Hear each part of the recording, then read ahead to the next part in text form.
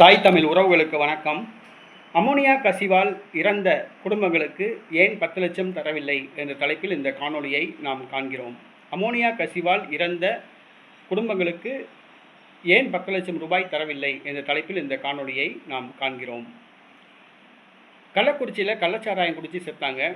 அவங்க குடும்பத்துக்கு 10 லட்சம் ரூபாய் தமிழக அரசு உதவி அளித்தது. கள்ளச்சாராயம் குடித்து செத்தவன் அவன் குடும்பத்துக்கு 10 லட்சம் ரூபாய் உதவி அளித்தது. கரூரில் ஒரு திரைப்பட நடிகரை பார்ப்பதற்கு கூட்டமாக கூடுனாங்க. திரை கவர்ச்சியின் காரணமாக கூடுனாங்க. அந்த கூட்ட நெரிசலில் இறந்தவங்களுக்கு இதுவரைக்கும் 35 லட்சம் ரூபாய் நிதியுதவி வழங்கப்பட்டுள்ளது. தமிழக அரசு ஜோசப் விஜய் தன்னை பார்க்க வந்தவங்க செத்தனால அவங்க குடும்பத்துக்கு அரசாங்க வேலை வேற வழங்க போகிறதா அறிவிச்சிருக்காப்புல. ஏற்கனவே அந்த குடும்பத்துக்கு 35 லட்ச ரூபா நிதி கொடுத்துருக்காங்க.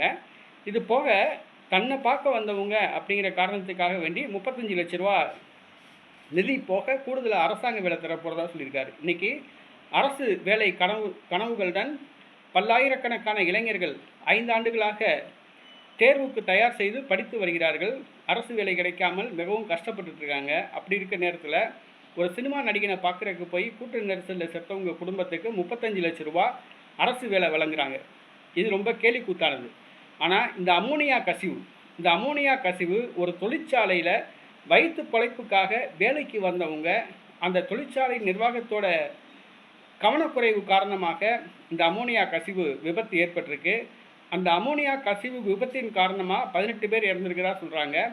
அவங்க குடும்பத்துக்கு வெறும் 2 லட்ச ரூபா தான் கொடுத்துருக்காங்க. ஏன் 10 லட்சம் கொடுக்கக்கூடாதா? கள்ளச்சாராயம் குடிச்சு செத்தவனுக்கு 10 லட்ச ரூபா. கரூர் கூட்ட நெரிசலில் சினிமா நடிகனை பார்க்க வந்தவனை கூட்ட நெரிசலில் செத்தான்ல அவன் குடும்பத்துக்கு 35 லட்ச ரூபா. ஆனால் வயிற்று பிழப்புக்காக ஒரு தொழிற்சாலையில் வேலைக்கு வந்தவனுக்கு அமோனியா கசிவினால் ஏற்பட்ட விபத்தின் காரணமாக இறந்தவங்க குடும்பத்துக்கு 2 லட்ச ரூபா. ரொம்ப வேதனையான ஒரு விஷயம். சீமான் இதுக்கு கண்டனம் தெரிவிச்சிருக்காரு. ஆனால் செவிடன் காதியில் ஊதிய சங்கு போன்று இந்த தமிழக அரசு உள்ளது என்பதுதான் வேதனை.